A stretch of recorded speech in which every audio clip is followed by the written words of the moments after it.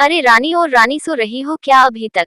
रानी की जेठानी जोर जोर से चिल्ला रही थी घर के आंगन में खड़े होकर।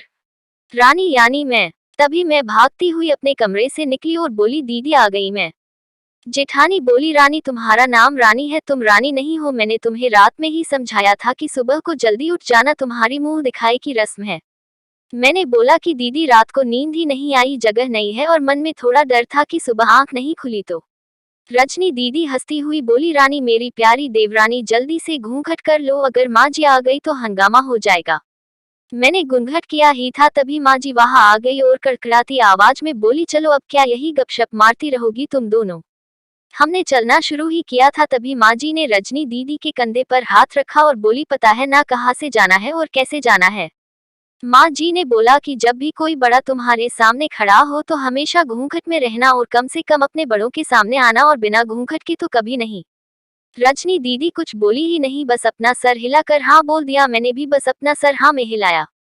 माँ जी के जाने के बाद मैंने पूछा, रजनी दीदी आप तो स्कॉलर हो और इन सब चीजों को कैसे निभाते हो? रजनी दीदी मुस्कुराए और बोली कि मैं थारे जेठ जी से बहुत प्यार करती हूँ, इसलिए अभी तक चुपचाप सब चीजें निभा रही हूँ। मैं कुछ नहीं बोली और चुपचाप रजनी दीदी के साथ घर के बाहर वाले कमरे में जाकर बैठ गई। वहां पर एक पड़ोस की आंटी जी बैठी थी। वो बोली कि यह कैसे बहू आई है, ससुर जी सामने खड़े हैं और ये यहाँ बैठी है। मुझे कुछ समझ ही नहीं आया मतलब। रजनी दीदी बोली कि आंटी जी अभी नई बहू है, यहाँ के रीति रिवाज सीखने में थोड़ा समय लगेगा। रजनी दीदी मुझे वहां से उठाकर मेरे कमरे में छोड़ गई। 6 महीने यूं ही छोटी छोटी चीजों में बीत गए। फिर एक दिन मैं राहुल के साथ साड़ी लेने गई।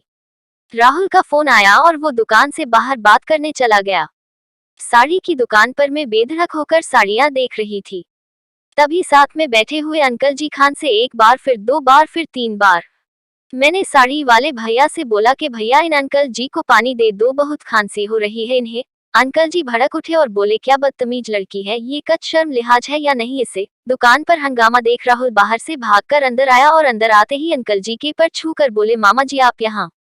मैं घबरा के दुकान से बाहर निकाल आई, एक लंबा घुघंट करके गाड़ी में बैठ गई। राहुल बाहर आया और गाड़ी में बैठकर गाड़ी बहुत तेज चलाने लगा।